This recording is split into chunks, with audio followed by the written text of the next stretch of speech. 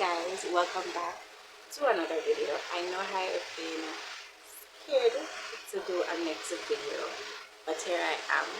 Let me push back my ring light a little bit so you can see my face and everything.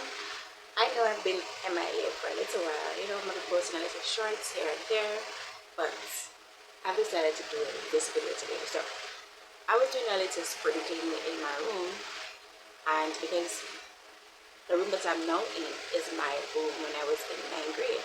So I've been doing a little spring cleaning in my room, and I found some books that I had when I was in 9th grade. So this is one of the books that I found, and today's video is all about this story that I wrote when I was in 9th grade. So persons who know me in real life would see that I post on my WhatsApp status little synopsis of the book, and I just want to know, is it worthy for me to go ahead? I know edited and tried to create better edition of the original that I created in 9th grade. So you're gonna be the judge of it, and that is what today's video is all about.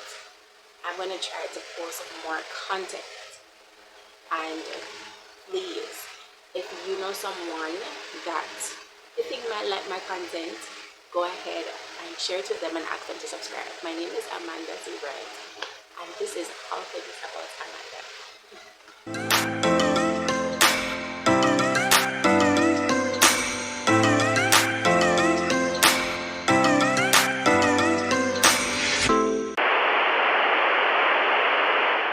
Welcome back. So I don't know if you are hearing me enough, and the volume is good for you guys, but if it's not, I'm sorry. Alright, so I'm gonna get into it. Let's pin on my Mikey, and let's get to reading this book. So the name of this book that I wrote in 9th grade, and listen, don't beat me too bad. I wrote this in 9th grade, guys. Don't beat me too bad. So the name of this book is called The Faraway Castle, 10 Clues. Who Will Find the Castle? Written by me. Alright, so let's get started. Alright, so I have 8 chapters. Chapter 1 is called Princess Zanda. Alright, let's get started. And Managa, read it in a sense where it's boring. I'm gonna try to be, keep it spicy and let you guys kind of get the essence what I was trying to do when I was in 9th grade. Right. So chapter 1. I hope this number was long enough, but let's get started. There's once a castle where lived a king, a queen, and their only child, Zanda, in the area of Springfield. So this is Springfield in America. The castle was so beautiful that people came just to take pictures. The castle had up to 20 different rooms and a ballroom. After a year, Zanda's parents died. So automatically, her parents' kingdom became her kingdom. She was known for gold, silver, and a lot more, but something was missing from her life. She wanted back her real family, so after a year, she got married to a real gentleman named Gray Johnson. She wanted also to be a normal person, so she moved from the castle and went to live with her new husband. After 2 years, she decided to visit her kingdom, where she discovered that her evil uncle, Branton Longman, had been living there. He was very evil. She wanted him out. Branton was so evil that he tricked and even tried to kill a simple old lady. A day had passed, and Zanda just could not take it no longer. So she heard her auntie Lisette was talking how she went to a witch that helped her really well. So Zanda visited that witch. The witch name was Pamata Franca. I don't know what I was thinking back then. Pitman. So the witch name was Pamata Franca Pitman. But she hated people, called her by her full name. So Zanda called her Franca. As Princess Zanda entered into the witch yard, Zanda found graves, crosses, black cats, and more. She knocked. Boom, boom, boom. Knock, knock, knock. And Franca briskly came to the door. I knew you were coming, said Franca. Zanda said, May I come in? She replied, saying yes. So they went inside, and Zanda and Franca had a long talk. Then Franca said, I know what you're here for, so let's get to work. Before Zanda could even say anything, she gave her 4 options. Option 1, to kill her uncle. Option 2, to get the castle back. Option 3, to turn her uncle into a frog for 20 years or 12. Wait.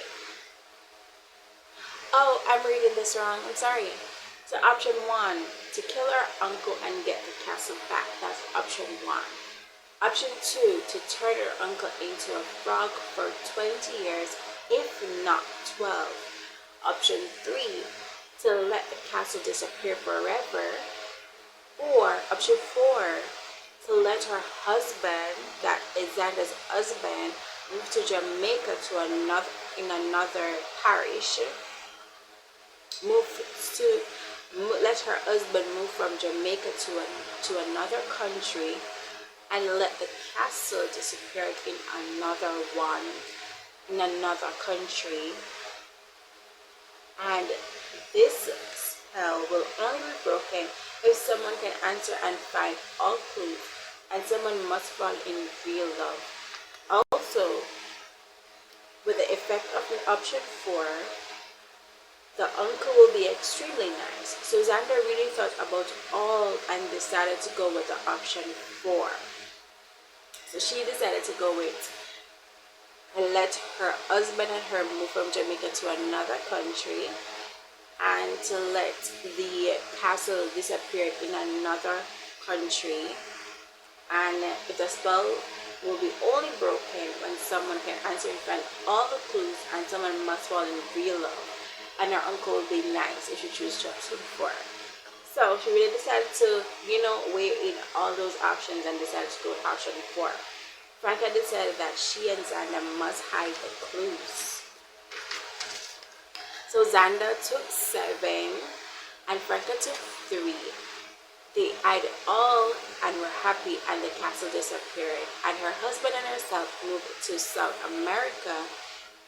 Her uncle found a family and started giving back to the poor and the elderly and all the children in the homes. Zanda became a mom and now had a normal life. She had 2 girls and 1 son.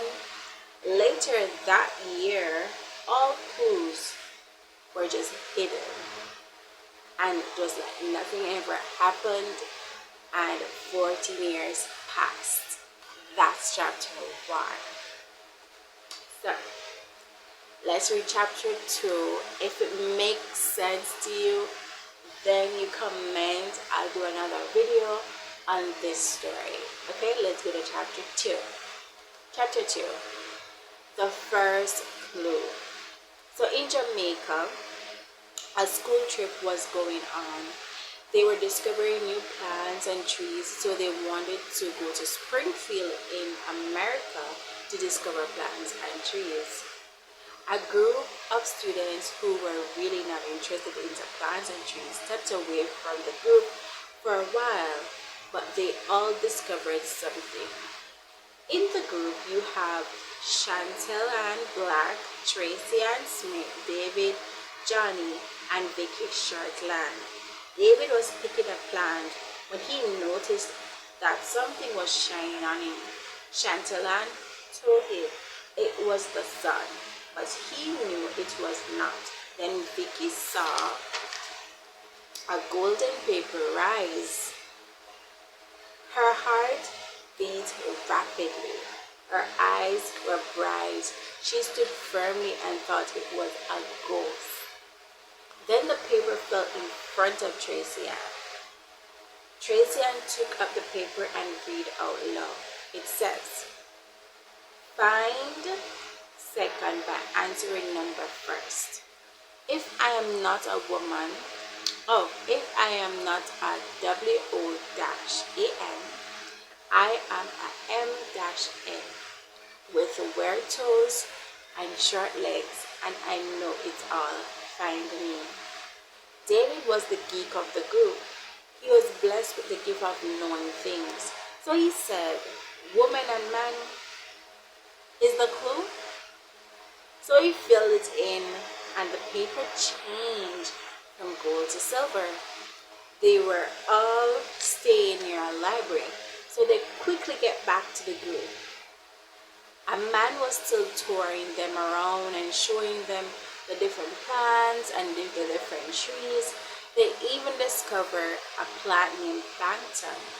It is a small drifting plant on the surface layer of sea or lake. As they got back to their hotel, they ran straight towards the library. When they got there, they asked the man if they could help them, please, with the clue. They showed the man the clue, and the man replied, saying, "How wonderful, but I can't help. I will send you to a gentleman named Mr. Watt. He will help you." The man told them, "At close to find Mr. Watt," he said. "This is easy. If I am in a library and I want to ask about a book, who should I ask?" Then David said, "I know a librarian." This is when I was in 9th grade, and you know the tricky part to this, right? I became a library technical assistant when I left high school. Okay, so let's get back. So as they found out the clue, they went back to the hotel for permission to stay. They went back to the hotel for permission from their teachers to stay at the library until it's closed. Then they got back to the library. First, they asked everyone if they saw or know of a man named Mr. Watt. But everyone asked, maybe if I see his face, I would know. If he had a picture of his face, then they'll know it's Mr. Watt. Then out of nowhere, suddenly a man came around. He had short legs and weird toes. He must be what the clue was all about, said David. Then Vicky went over and said, "Good day, mister. Am I disturbing you?" He replied saying, "No." Vicky said, "Can I ask my team to come over and speak with you?" He said, "Sure." They all read out the clue, and Mr. Watt was the person that they should have gone to based on the clue that man gave them. Mr. Watt said that they were lucky, but it may cause trouble and a lot, so they must go home. But they all refused to. So he said, "If not, you must have a bride, a finder, a joker, and a miss all about herself." You're right. So they said, "Okay, we have David the bride, then we have Vicky the finder, we have Tracy and the joker, and Chantal the miss all about herself." Then Mr. Watt said, "Okay, let's go on an adventure. I will need permissions from your teacher and your parents." So tonight, pack a long bag because you will be on an adventure for a while. So David was really concerned that maybe, you know, Mr. Watt was a bad person. So they all went back to their teachers and they phoned their parents. They got permissions to go on this trip and they took it back to Mr. Watt. It wasn't easy to get the permissions from their parents and it wasn't easy to get the permission from their teachers, but they trusted them, so they got it. I hope this is recording me. Alright. So I even have like pictures, you know. For chapter 3, it's telling you like the library where Mr. Watts is at. Then you go to a secret garden where there's the first clue and the second clue. Then you'll go from there to another path that's called the Love Away. Then you go to the riddle. Then you go to Franca's house that has 2 clues. Then you go back to someone called George Mixon. They go to Panama where they find number 9 and number 10 clues. If this is something that you find interesting by any means, go ahead, like the video. I just wanted to share something with you that, you know, I was just doing a spring cleaning and I know some persons like, you know, scary stories or mysteries, and I just decided to do something like that. So if this somehow interests you, spark an interest, and you want to hear more about this story that I created when I was in 9th grade, let me know and I'll be posting more content like this, but more, you know, different stuff. And wish you all the best. And thank you so much for just taking the time out to watch one of my little videos. All the best and see you in another video. My name is Amanda Silver and this is All Things Amanda. Bye.